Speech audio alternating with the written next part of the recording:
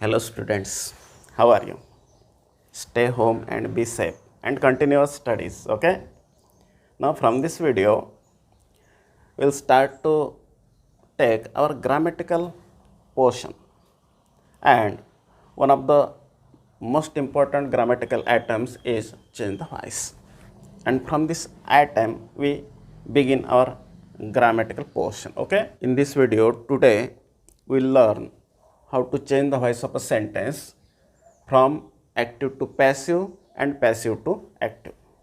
But before that, we should have a clear idea in our mind if the given sentence is in active voice or in passive voice.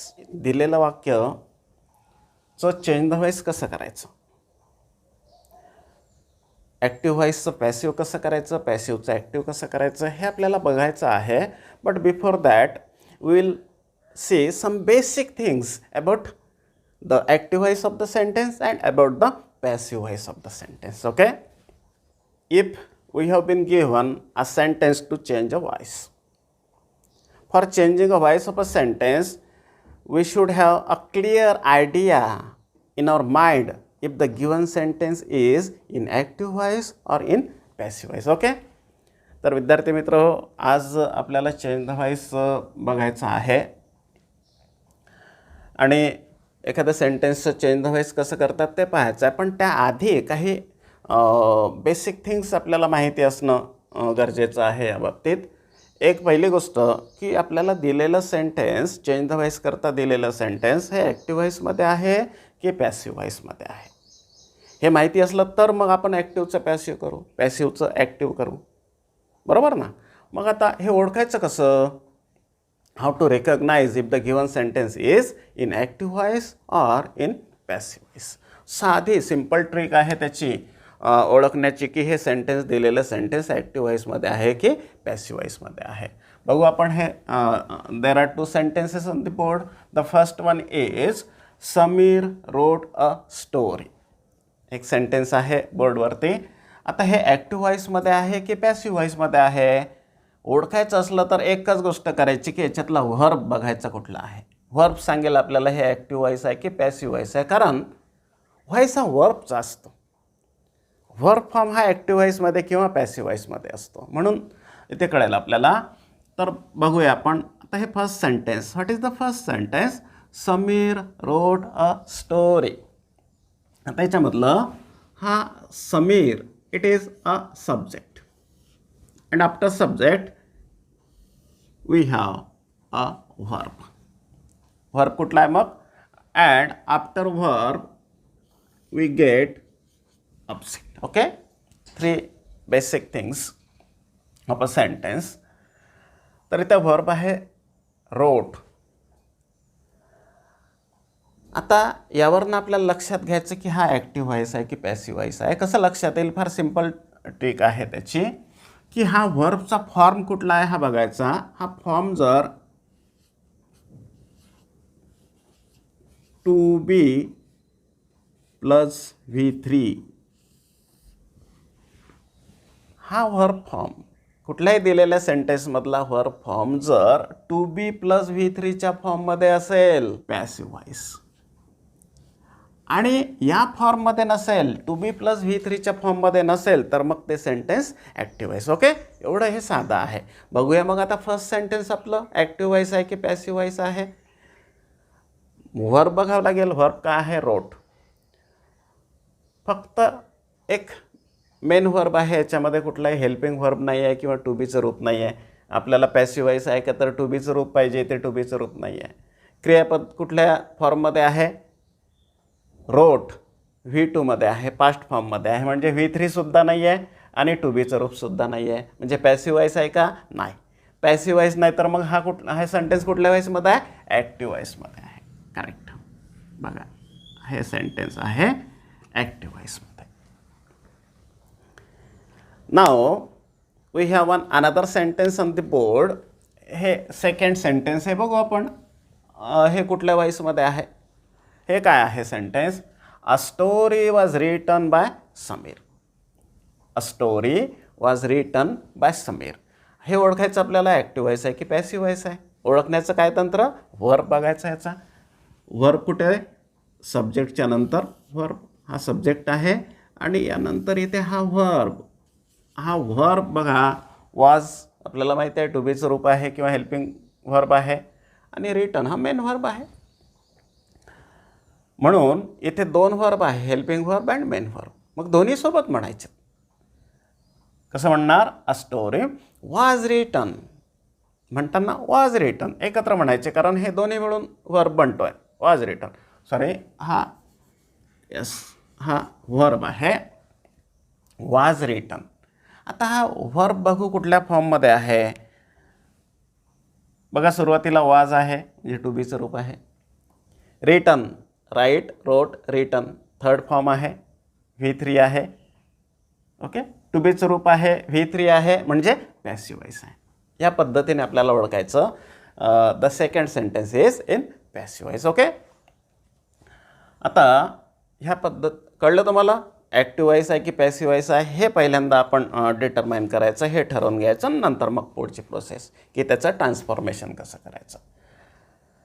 Okay, त्यानंतर आता दुसरी महत्त्वाची गोष्ट आपल्याला या ठिकाणी पुढे जायच्या आधी, ट्रान्सफॉर्मेशनकडे जाण्याच्या आधी पुढे एक महत्त्वाची गोष्ट पाहायची की what is the difference between the sentence of active voice and sentence of passive voice. काही मोठा फारसा फरक नसतो, पण काही गोष्टी मात्र लक्षात घेणं गरजेचं आहे आपल्याला. इथे बघा, फर्स्ट सेंटेन्स काय आहे? ॲक्टिव्ह व्हॉइसमधलं आहे. काय आहे? Sameer wrote a story. समीरने एक स्टोरी लिहिली. सेकंड सेंटेन्स काय आहे? A story was written by Sameer. सारखाच अर्थ होतो दोन्ही वाक्यांचा. काय अर्थ होतो? की समीरने स्टोरी लिहिली. याही वाक्यामध्ये स्टोरी समीरने लिहिली, याही वाक्यामध्ये समीरने स्टोरी लिहिली. पण अर्थ तर सारखा आहे, क्रिया एकच झाली आहे, पण फरक सांगण्याच्या सेन्समध्ये फरक येतो. जर ती क्रिया, ती घटना ॲक्टिव्ह व्हॉइसमध्ये सांगितलं तर त्याचा असर, इफेक्ट वेगळा होतो, त्याचा अर्थ थोडा वेगळा निघतो. आणि तीच पॅसिव्ह व्हॉइसमध्ये सांगितली तर त्याचा एक मिनिंग सेन्स थोडा डिफर होतो. कसा होतो ते आपल्याला लक्षात यायचं. म्हणजे मग आपल्याला कळेल की ॲक्टिव्ह व्हॉइस केव्हा वापरतात आणि पॅसिव्ह व्हॉइस केव्हा वापरतात, का वापरतात हे दोन वेगवेगळे व्हॉइस, ते लक्षात घ्यायचं आपल्याला. First sentence active voice and second passive voice. Okay, हा ॲक्टिव्ह आहे. मग काय वैशिष्ट्य आहे याचं?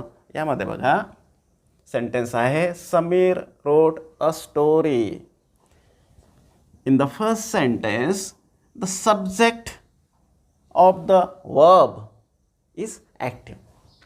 या पहिल्या सेंटेन्समध्ये हा जो सब्जेक्ट आहे या वर्बचा, हा ॲक्टिव्ह आहे, हा सक्रिय आहे, हा क्रिया करतो आहे कशाची? लिहिण्याची. And active voice is used when we have to give importance to the doer of the action. आपल्याला जर या ॲक्शनच्या, या क्रियेच्या कर्त्याला जर महत्त्व द्यायचं असलं तर ते वाक्य मग ॲक्टिव्ह व्हॉइसमध्ये लिहिलं जातं आणि कर्ता मग वाक्याच्या सुरुवातीला येतो. ओके, मग पॅसिव्ह केव्हा वापरायचं? When the action is important then the doer of the action, then passive voice is used.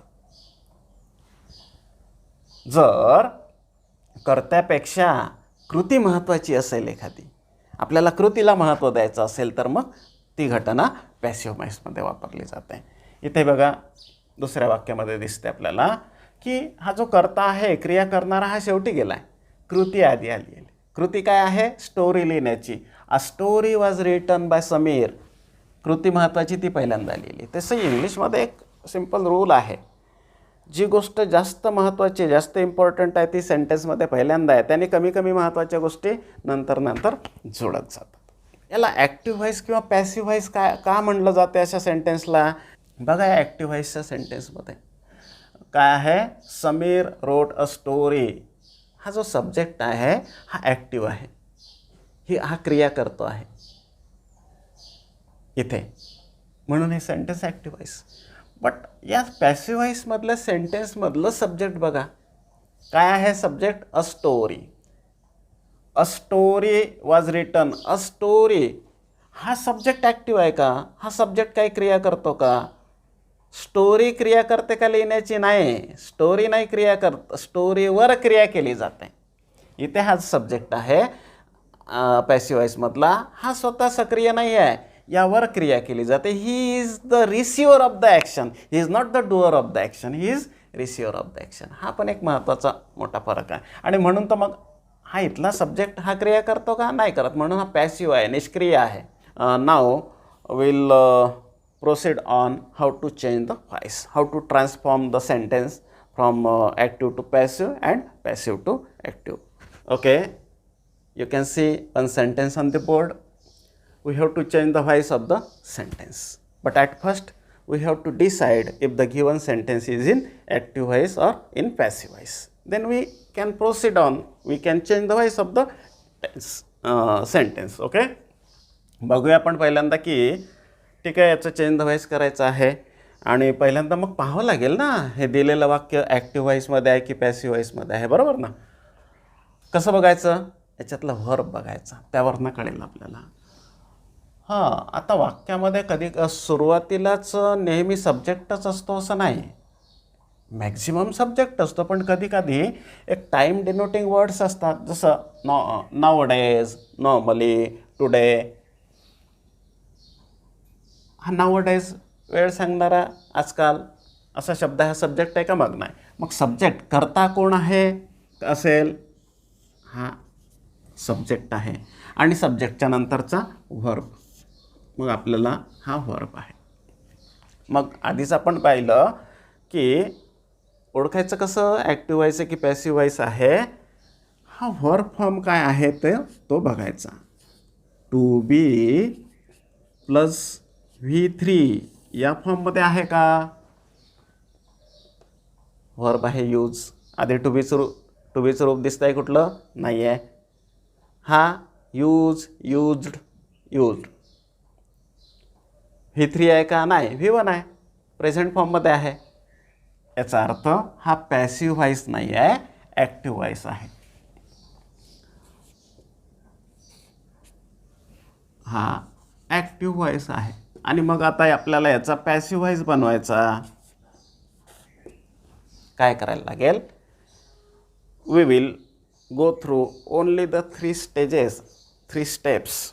ह्या फक्त 3 स्टेप काय ट्रान्सफॉर्मेशन करताना, ॲक्टिव्हचं पॅसिव्ह करताना, त्या लक्षात घ्या एकदा की मग सहज कुठलंही सेंटेन्स तुम्हाला ॲक्टिव्हचं पॅसिव्ह किंवा पॅसिव्हचं ॲक्टिव्ह करता येणार. ओके, वाक्यामध्ये चेंज द व्हॉइस करता 3 गोष्टी लक्षात येणं महत्त्वाच्या असतात की या सेंटेन्समधला सब्जेक्ट कुठला आहे, व्हर्ब कुठला आहे आणि व्हर्बच्या नंतर ऑब्जेक्ट कुठला आहे. आता इथे दिसतंय आपल्याला सब्जेक्ट स्टुडंट्स, यूज, आणि पुढे व्हर्बच्या नंतर आता बराच मोठा आणखीन आहे वर्ड्स या सेंटेन्समध्ये. मग त्याच्यातले सगळेच्या सगळे वर्ड्स ऑब्जेक्ट आहे का की नेमका 1 किंवा 2च ऑब्जेक्ट आहे, काय आहे, कसं ओळखायचं? इथे पण एक कन्फ्यूज होऊन जातं आहे की ह्याच्यातला ऑब्जेक्ट कुठला. वर्ड्स भरपूर दिसतात, नेमका कोणचा ऑब्जेक्ट? त्याच्याकरता सुद्धा एक सिम्पल ट्रिक आहे. काय करायचं? हा जो व्हर्ब आहे या व्हर्बला व्हॉट किंवा होम या 2 पैकी कुठल्याही एकाने क्वेश्चन विचारायचा या सब्जेक्टचा आधार घेऊन. कसा क्वेश्चन विचारायचा? काय आहे sentence? Nowadays students use what? Smartphones. Students use what? Smartphone. व्हॉटचं जे आन्सर येणार तो ऑब्जेक्ट. व्हॉटचं आन्सर काय आलं इकडे? पूर्ण एवढं मोठं आलं का? नाही. व्हॉटचं आन्सर आलं की आजकाल विद्यार्थी वापरतात, काय वापरतात? स्मार्टफोन. मग त्याचं आन्सर आलं स्मार्टफोन, म्हणून हा ऑब्जेक्ट. ओके, मग आपल्याला 3 मिळालं आहे, सब्जेक्ट मिळाला, व्हर्ब मिळाला, ऑब्जेक्ट मिळाला. आता आपण प्रोसेस सुरू करू चेंज द व्हॉइसची ॲक्टिव्हचं पॅसिव्हमध्ये. ॲक्टिव्हचं पॅसिव्हमध्ये करताना फर्स्ट स्टेज तुम्हाला माहिती असेल की ॲक्टिव्ह व्हॉइसमध्ये क्रम कसा असतो वाक्याचा? Subject, verb, object. इथे मात्र ही प्रोसेस करत असताना एक काम करायचं असतं की दिलेल्या ॲक्टिव्ह व्हॉइसच्या सेंटेन्सचा हा जो ऑब्जेक्ट आहे, जो व्हर्बच्या नंतर आहे, हा आधी घ्यायचा असतो इकडे. सो ओके, मग आधी घेत असताना पहिल्यांदा हा जो वर्ड आहे सब्जेक्टच्या आधी आलेला, कधी कधी सब्जेक्टच्या आधी असे वर्ड्स येतात, मग असे जर आले तर हा इथल्या इथे पहिल्यांदा घेऊन घ्यायचा. नाव डेज कॉमा आणि मग आपली प्रोसेस सुरू करायची. काय, हा ऑब्जेक्ट आधी येणार आता स्मार्टफोन्स,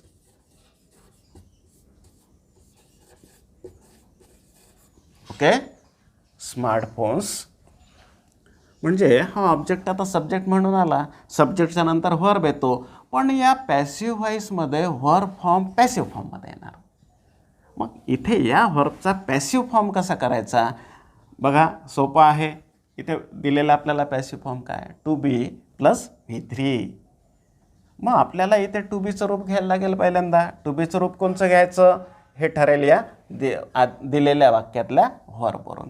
दिलेला व्हर्ब कुठला आहे, यूज, यूज, यूज, यूज, असे 3 फॉर्म V1, V2, V3 होते, बरोबर.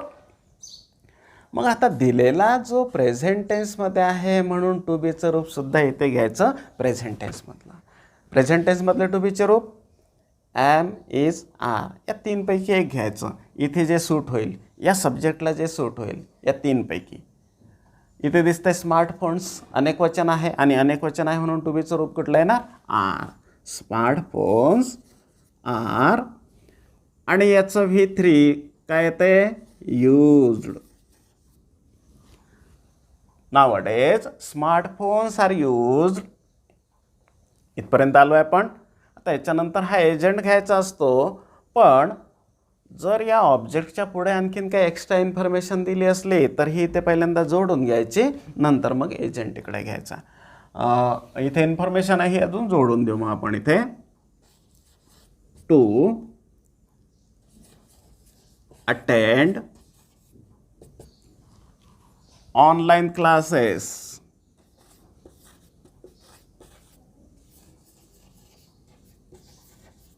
Online classes are use to attend online classes. एवढं इथे लिहिलं आपण. याच्यानंतर मग हा जो याच्यातला एजंट आहे हा इथे बाय लावून जोडायचा, बाय स्टुडंट्स. ओके, बघा काय अर्थ झाला. ॲक्टिव्ह व्हॉइसमध्ये होतं nowadays students use smartphones to attend online classes. Nowadays students use smartphones to attend online classes. आजकाल विद्यार्थी स्मार्टफोन वापरतात ऑनलाइन क्लासेस अटेंड करण्याकरता. पॅसिव्ह व्हॉइसमध्ये काय झालं, आजकाल स्मार्टफोन वापरल्या जातात क्लासेस अटेंड करण्याकरता विद्यार्थ्यांकडून, असं त्याचा अर्थ.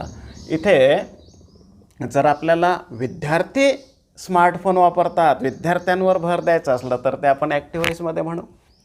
जर आपल्याला स्मार्टफोन वापरतात विद्यार्थी म्हणजे त्या कृतीला महत्त्व द्यायचं असलं स्मार्टफोन वापरण्याच्या, मग ते वाक्य आपण पॅसिव्ह व्हॉइसमध्ये लिहू. आणि म्हणताना पण तसंच म्हणलं जातं बघा, भर देताना ॲक्टिव्ह व्हॉइस म्हणताना नावडेज स्टुडंट्स यूज स्मार्टफोन्स, स्टुडंटवर इंटोन केलं जातं आहे, फोर्स केला जातो. नावडेज स्टुडंट्स यूज स्मार्टफोन असं म्हटलं जातं आहे. हेच पॅसिव्ह व्हॉइसमध्ये म्हणताना काय म्हटलं जाणार, nowadays smartphones are used by students. Smartphone वापरतात आजकाल विद्यार्थी, कृतीला महत्त्व आहे. लक्षात आलं.